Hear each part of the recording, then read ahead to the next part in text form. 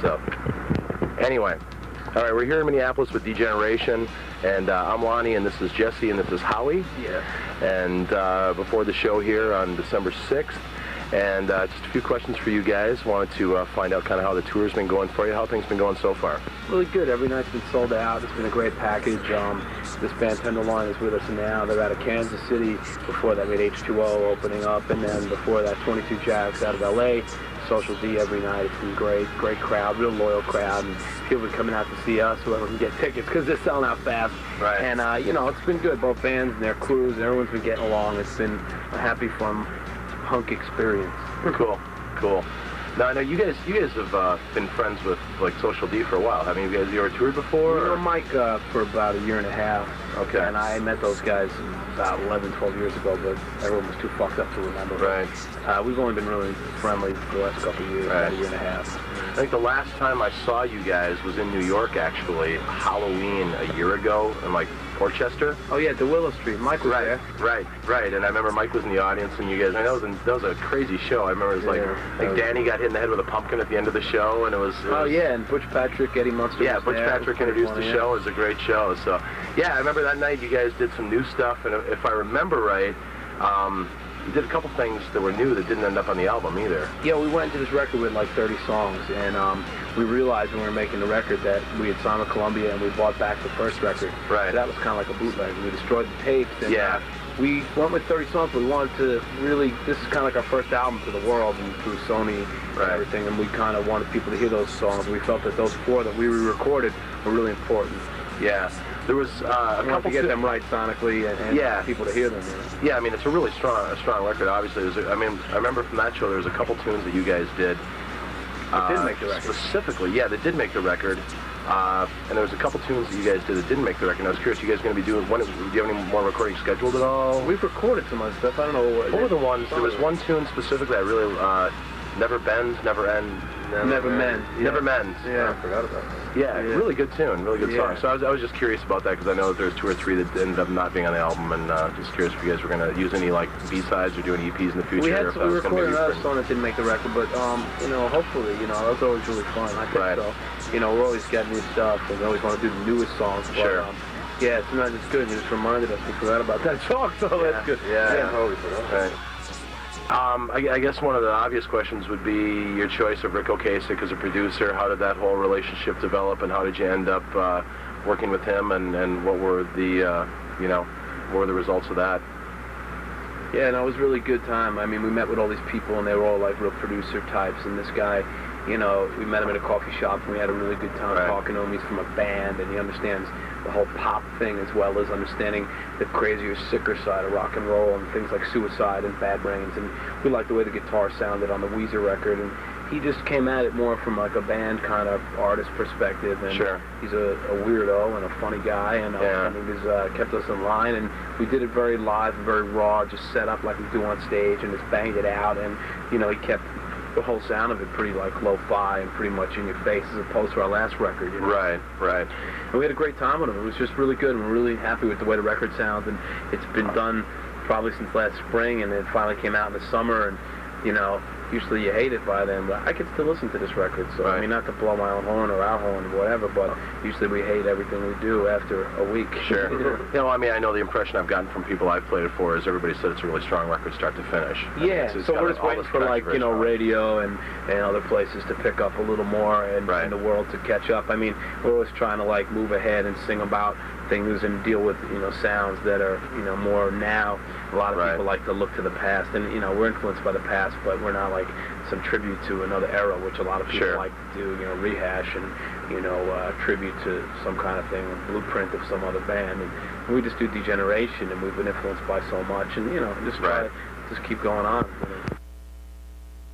I mean, one of the things I've always noticed when I've been in New York is that it seems like the city itself has like this subgenre of rock and roll that's kind of timeless. It's always there. I mean, bands like from the past, like the Dictators, or bands like, Richard Hell, or a lot of the earlier bands. I mean, bands like from nowadays, like you guys, or New York Loose, or whoever's hot at the moment, or whatever. There seems to be this kind of common thread running through the city. And am I wrong in thinking that you guys probably wouldn't be able to do what you do living in any other place but New York? We'd probably be better off living somewhere else. I mean, we're from New York and we love it. But I think when you're in New York, you can get lost in that little big fish, small pond syndrome. And I think people in the, labels just started to take interest in New York recently, but in the past, we'd be better off if we were from Athens, Georgia, and, sure, crew cuts playing this music. Then we might get Robert Christgau and, all these writers to think that we're like, the greatest thing. I think when it's in your own backyard, a lot of the press and the media is there. People don't want it. They want to think it's exotic and have it imported in. Special, Right. But I think things have changed a bit. I think New York's getting a little more respect, a little more attention. I think it held its hat on too much of a lot of the old stuff, and I think, you can't live off of, Kiss, Simon and Garfunkel and Johnny Thunders. Sure. You got to kind of move ahead. And right. Ramones or any of that stuff is all great, but hey, it's like new things, and I think there's a lot of new bands coming out of there now, that have done that. There hadn't really been anything. The whole hair band and cock rock thing that happened in L.A., New York had their own version of that, and then the whole white funk thing in the early 90s when we were starting up, New York had their own thing of that. But I guess hardcore, out of New York was the last thing that I remember being a real movement, in the early 80s before it became, cliche. I mean, it seems like my impressions have always been that out of the differences between New York and LA seem to be that the emphasis in New York has always been a little bit more on the music, whereas LA it's always been a little bit more on the image. Yeah. Do you find that in New York? It's true. I bet there's more places in this country that are more about just the music. Oh, absolutely. New York might follow LA in a certain way. Everybody's, there's a lot of real people, but there's very much that elite scene there in New York that's like everybody being on the guest list and everybody being an actor or a model, an actress, an artist in a band. And, you got a lot of people that are, that are posing and stuff. There's great people, but I don't want to knock New York because I love it, but there's a lot of posing going on in the name of art, in the name of coolness. And a lot of those people are so hip that they can't even applaud, or they're so, you need fans, you need real people, just average Joes that listen to music and live their lives. And in Manhattan, you don't have that much of that. Everyone wants to be Andy Warhol. Right. Tons of our fans that come from New Jersey or where, Oh yeah, I mean, I've noticed. In the beginning, we played to that inner circle of our friends and the hipsters, but then as the records came out, we got some airplay and we started playing and touring more. We got to reach, like he's saying, that the more kids working class and the more, I mean, it seems like a lot of the music fans in New York are drawn from, the bridge and tunnel people or whatever. I mean, when I've been in New York, it seems the weeknights are the weakest nights, and on the weekends, the funnest nights to go out. Yeah, absolutely. I think in any major city, I think it's better to go out on the weeknights. Otherwise, you got all the fucking retards. What's like the... What is he making the tape of? Train to Satanville. Okay, what are the hot tracks on Train to Satanville? I Fucked an Old Gal in the Graveyard by Julius Sorrell. Rubber Room by Porter Wagner. All the big hits. Steve Earle, I don't know, Sam Cooke, Motorhead. The Phil Spector Christmas album, getting festive with that. I don't know, name some stuff you listen to. Reggae crap and stupid, dumb shit. All right, let's ask you, what was the last good movies you guys saw? Or last good movie you guys saw? You watched? I'm assuming you guys probably would throw on the bus on the road. Just old movies. Yeah, we watched The Last Detail the other night with Jack Nicholson. Okay. And, Young Frankenstein before that, and I don't know what else has been really good. I guess. I just Casablanca. Did you guys see Trainspotting? I haven't seen that. I haven't seen that yet either. No, we haven't a chance to get it. I want to see Sleepers. At the video store around the corner. Right. Okay. All right. Let's wrap it up with what's your favorite cartoon character? Oh, that'd be probably I don't know, Underdog. Why? The whole show was just good. It had a lot of good bits. Commander McBride, Tennessee Tuxedo, and Chumley, and Gophers, and all that stuff. That was just really good. Did you ever happen to see any of the old Howard Stern shows with the Underdog lady? Yeah. I saw the old lady. She came to Coney Island High a few times. Did she really? Yeah, she's insane. Wow. Oh, wow. Could be impossible. Frankenstein Jr. That was good. All right, we'll tell you what. Let's wrap this up. But anyways, the new record, which I have in my pocket here, the prop record, as I've been told, is No Lunch. New record available now through Sony or Columbia.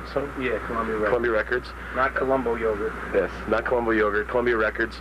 If you don't have it, buy it. It's great. You won't regret it. It's great rock and roll. Next chance you guys have to see these guys, go see them. They're great.